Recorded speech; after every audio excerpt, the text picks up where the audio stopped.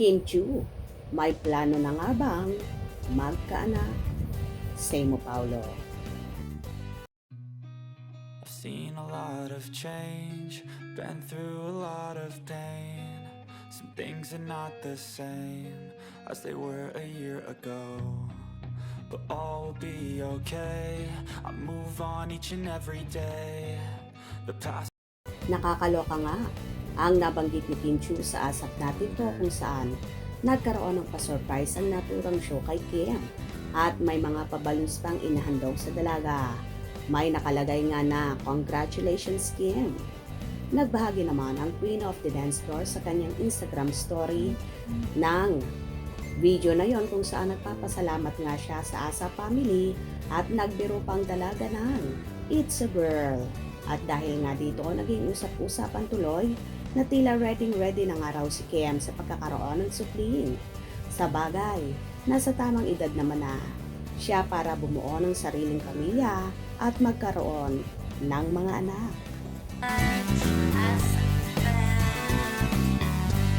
For the congratulations.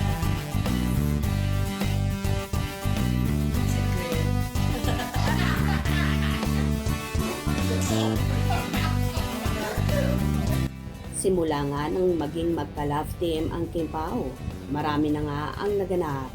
Dito ay malakas ang bulong-bulungan na totoong may relasyon na sina Kim at Paulo na halos lahat nga sa showbiz industry ay nakakaalam na. Tanging sina Kim at Paulo na lang ang hinihintay na umamin sa publiko sa kanilang real score. May mga nagsasabi pa nga daw na totoong nag-propose na si Paulo kay Kim. At baka nga daw mambulaga at manggulat na lang ang Chupaw na magkaroon ng announcement sa kanilang wedding kung saan nakakaintriga nga ang mga binitawang salita at pahayag ng talent manager vlogger na si OG Diaz. Ayon pa nga sa vlogger na happy siya kung talagang magkakatuluyan ang Chupaw dahil isa nga siya sa avid fan ng mga ito. Hindi lang naman si OG Diaz ang may nalalaman tungkol dito, kundi pati na rin sina Miss Garlic Garcia at OG Alcacid kung saan panay na panay ang pambubuking sa dalawa sa Kimpaw. At kahit sila, alam na alam nila na palagi magkasama sina Kim at Paulo sa pag-gym, pag-jogging at pagbabike na rin. Kahit nga sa pinaka-latest video ni Paulo na nakasakay siya sa Hyundai Motors, ay kinagiliwan ng netizens at tila daw nahawa ng aktor sa kakulitan ni Chinita Princess.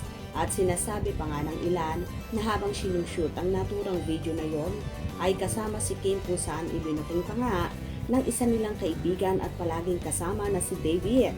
Sinabi pa sa comment na, who is she?